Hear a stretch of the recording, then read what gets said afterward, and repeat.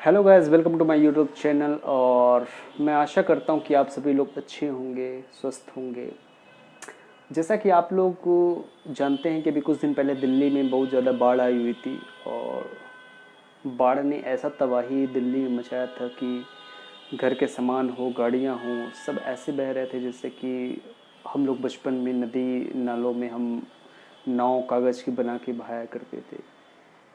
Gas, इंसान ने जब जब भी प्रकृति के साथ खिलवाड़ किया है तब तब प्रकृति ने इंसानों के साथ ऐसा व्यवहार किया है। अबे एक तो पूरी वाइट उसके अंदर खाली हैंडल दिख रहा था बस। ये देख टैक्सी का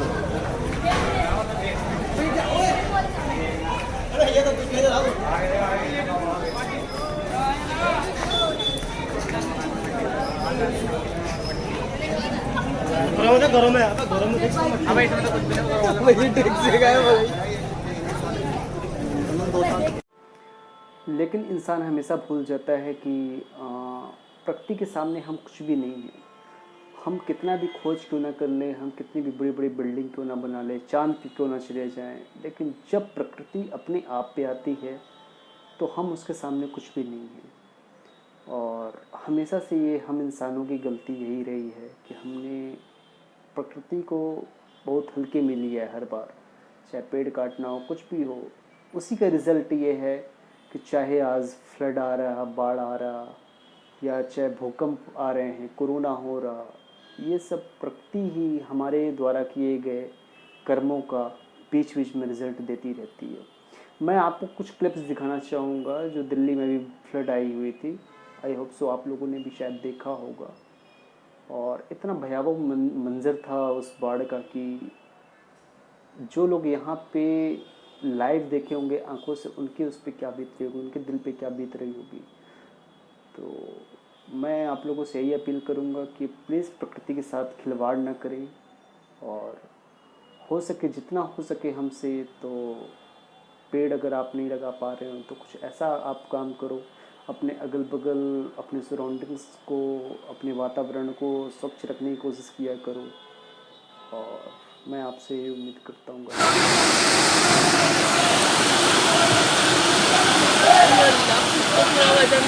भाई साहब, ओ भाई साहब, ओ भाई साहब, ओ फ्रीज है, वो फ्रीज में गया, फ्रीज में गया।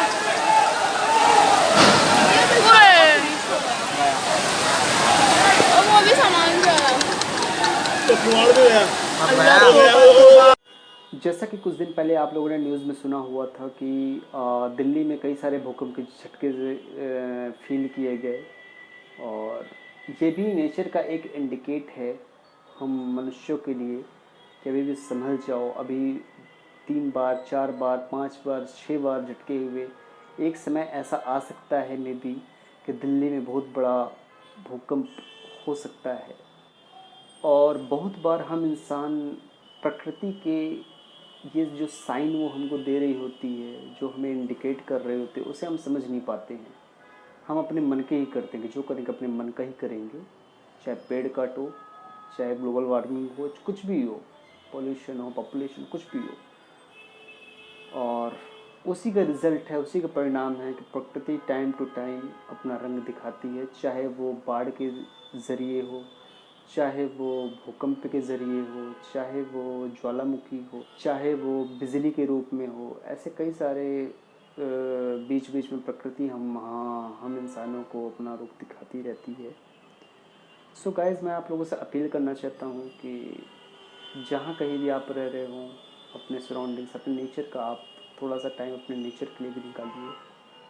हम इंसान पूरा दिन यूट्यूब, सोशल साइट्स में देते रहते हैं, बट जिसकी हमें सबसे ज़्यादा ज़रूरत है, जैसे हमें जीने के लिए सांस लेना, ऑक्सीजन की होती है, वो कहाँ से मिलेगा? अगर पेड़ ही नहीं रहेंगे तो हम कहाँ से ऑक्सीजन लेंगे? तो उस चीज़ के बारे में हमें सोचना चाहिए। आई थिंक सो गाइस, आज के लिए बस इतना ही। Thank you so much. Take care.